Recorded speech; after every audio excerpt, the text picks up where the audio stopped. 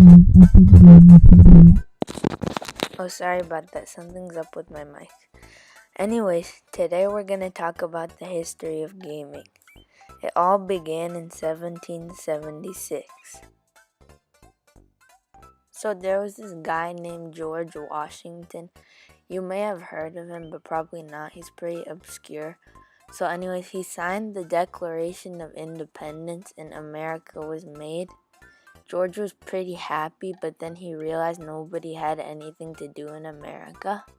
So later he was walking around when he spotted someone reading a comic strip called Garfield.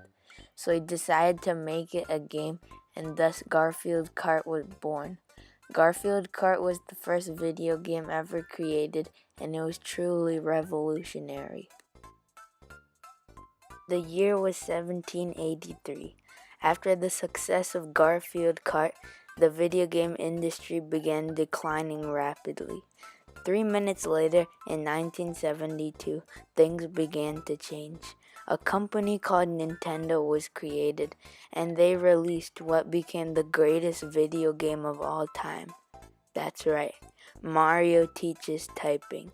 The game broke boundaries that people didn't think were even possible. The game was a huge success, and they got fame and all the moolah, and they were like, oh yeah baby, I've got the money, woo! And they're still successful to this day.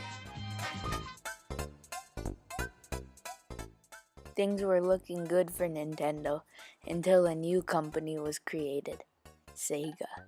Sega made Sonic the Hedgehog and single-handedly overthrew Nintendo.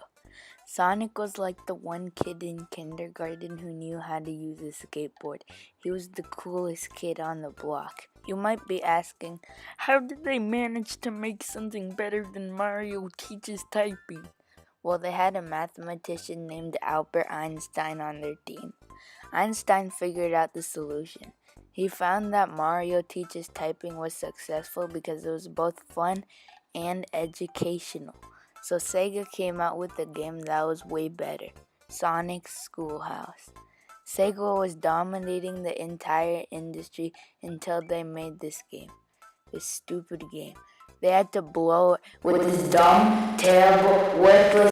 Okay, sorry, I went to my anger management class, and I'm better now.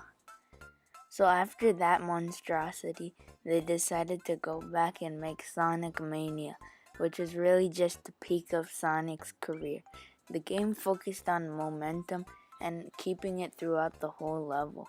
It was the stroke of genius, really. It was an amazing, groundbreaking, oh yeah, and they came out with this and blew it again.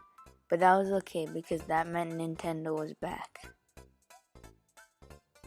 People started expanding games to mobile, and then the newest craze was created, Mildly Annoyed Bird. Mildly Annoyed Bird was a game about ruthlessly throwing pigeons at innocent pigs and murdering them. And then everyone realized that the game sucked, so a new mobile game was made, Minecraft Pocket Edition. The game let you use your imagination to do whatever you want, but what was truly ingenious was the controls. You had to tap a button at least 5 times for it to work, which really made the game fun and intuitive. One game managed to rise above them all, however. Now, we're in our modern day.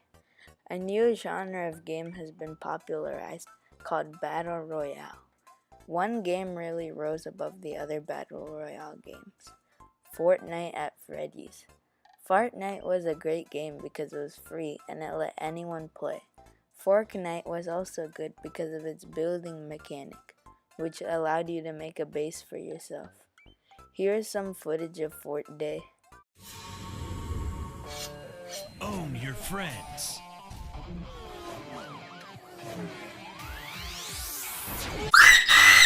There are some Castle Knight professionals, such as Michael P.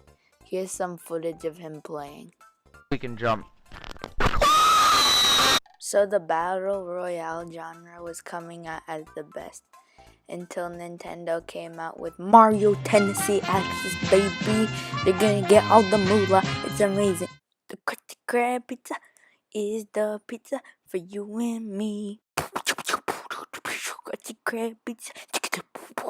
Dun dun dun dun pizza. Dun dun dun dun dun dun pizza. Dun dun. Krusty Krab, Krab pizza is the pizza for you.